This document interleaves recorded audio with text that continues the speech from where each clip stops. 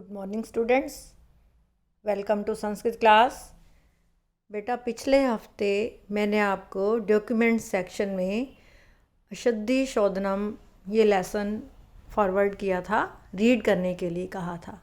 इसमें क्या है, हमें वाक्यों को शुद्ध करना सीखना है। सब्जेक्ट और वर्ब का मैच, कर्ता और क्रिया संबंध जो आप पहले सीख चुके हैं उसी में कोई अशुद्धि ना रह जाए, शुद्ध होना चाहिए, करेक्ट। उसके लिए हम आज कुछ सीखेंगे। जब भी वाक्य को शुद्ध करते हैं तो कर्ता को नहीं बदलते बेटा,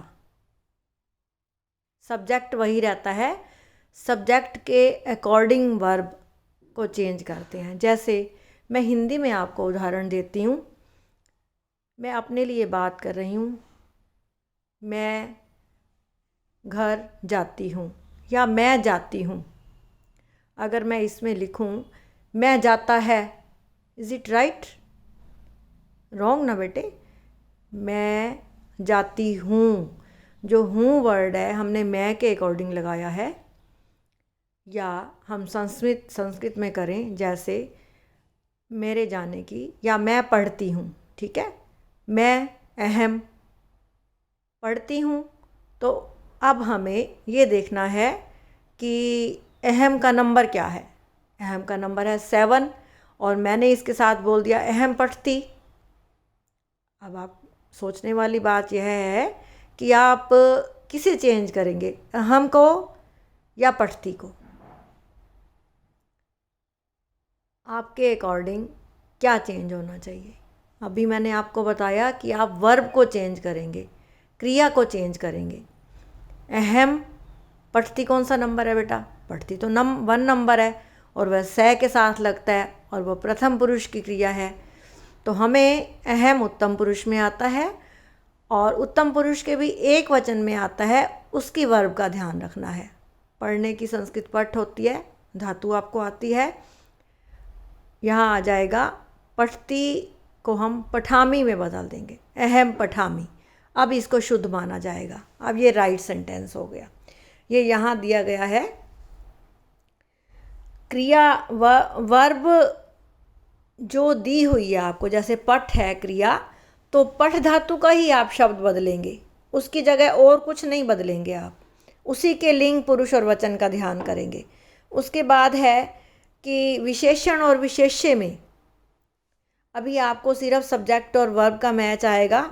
ज़्यादा से ज़्यादा आपको इस सारे लेसन की एक्सरसाइज को करेक्ट करना है। इसका सल्यूशन भी मैं आपके पास भेजूंगी बेटे, आपने इसको ट्राई करना है आज सारी एक्सरसाइज को बुक में पेंसिल से।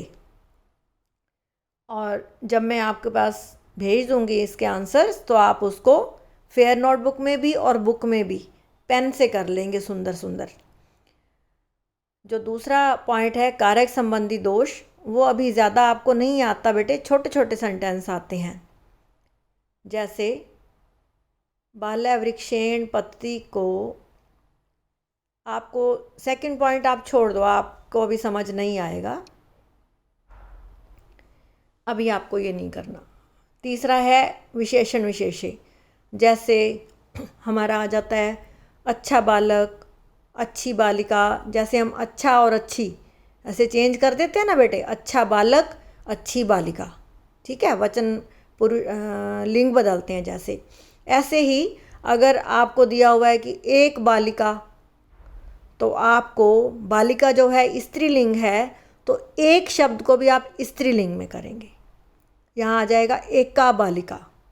ठीक है, और माता एकम बालय पश्यति, वाक्य दिया हुआ है ब्लू लाइन में, देखो आपकी 3rd लाइन देखिए ध्यान से, वीडियो को ध्यान से देखो बेटा। माता एकम बालय पश्यति। अब माता ठीक है, पश्यति भी ठीक है। माता देखती है, किसको देखती है? एक बच्चे को। एकम बच्चे को, यहाँ द्वितीय भक्ति लगेगी, बालम आएगा बेटा, बालम। इसीलिए जैसे एकम है ऐसे ही बाल का शब्द रूप हम चलाएंगे, द्वितीय भक्ति का एक वचन लिखेंगे, एकम बालम पश्यति। ठीक है। अब आगे आपको आज एक काम और करना है, संख्यावाचक शब्दों का चैप्टर निकाल कर, शायद मैंने आपको पहले भी बताया था कि काउंटिंग 1 2 3 4 4 तक तीनों लिंगों में अलग अलग होती है, और यह आपके आखिरी पाठ में भी आएगा।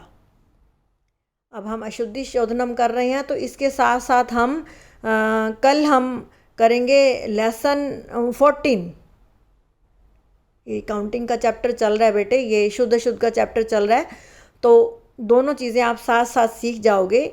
आपने 1 से 4 तक की गिनती संख्यावाचक लेसन में से, संख्यावाचक शब्दों के पाठ में से 1 से 4 तक की गिनती को लर्न करके रखना है, तीनों लिंगों की। आप देखेंगे तो आपको समझ आ जाएगी, और उसके साथ साथ आपको इस चैप्टर की एक्सरसाइज करनी है। अब एक चौथा जो पॉइंट है, एक वर्ड आता है भवत, इसका अर्थ होता है आप। इसके साथ सिर्फ प्रथम पुरुष की वर्ब लगती है। जब हम भवत वर्ड आ जाएगा, उसके साथ हमेशा आपको प्रथम पुरुष की क्रिया लगानी है। जैसे लिखा हुआ है भवान खादसी, एग्जाम्पल दिया है, ये रॉन्ग है बेटा। हम खादसी आप, जब भवान वर्ड आता है संस्कृत में, आप शब्द यूज़ किया जाता है, जिसकी हिंदी भवान की हिंदी होती है आप के लिए यूज़ होता है, तो वहाँ हम प्रथम पुरुष की एक वचन की क्रिया लगाएंगे। भवान खादती, ये शुद्ध है। खादसी लगाएंगे तो अशुद्ध हो जाएगा। यहाँ थोड़ा सा इंग्लिश से डिफरेंट है। शब्द रूप और धातु रूप का प्रयोग उचित रूप से होना चाहिए। वही बात है जो मैंने आपको पहले बताई है, सब्जेक्ट और वर्ब का मैच। जैसे आप पहले करते हो, कर्ता और क्रिया। जैसे आपको अनुवाद आता है, अनुवाद के उन्हीं रूल्स को फॉलो करना है कि सब्जेक्ट 1 नंबर का है तो वर्ब 1 नंबर की, 2 के साथ 2, 3 के साथ 3, 4 के साथ 4। बाकी बीच में जब ऑब्जेक्ट आता है तो उसमें द्वितीय विभक्ति का एक वचन लगता है मोस्टली, जितना आप में है। ठीक है। अब ये अशुद्ध वाक्य हैं और सामने शुद्ध वाक्य हैं। सह पठता है, इसका शुद्ध क्या है? सह पठती। सह पत्र अस्ति।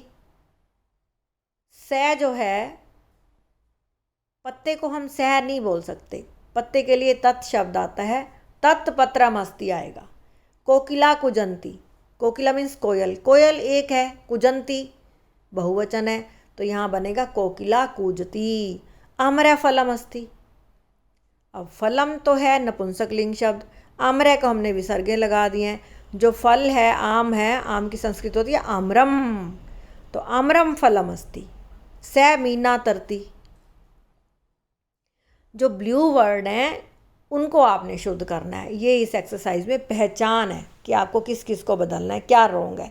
रोंग वाले वर्ड्स अशुद्ध में ब्लू दिए हुए हैं और शुद्ध में वही ब्लू करेक्ट करके लिखे गए हैं।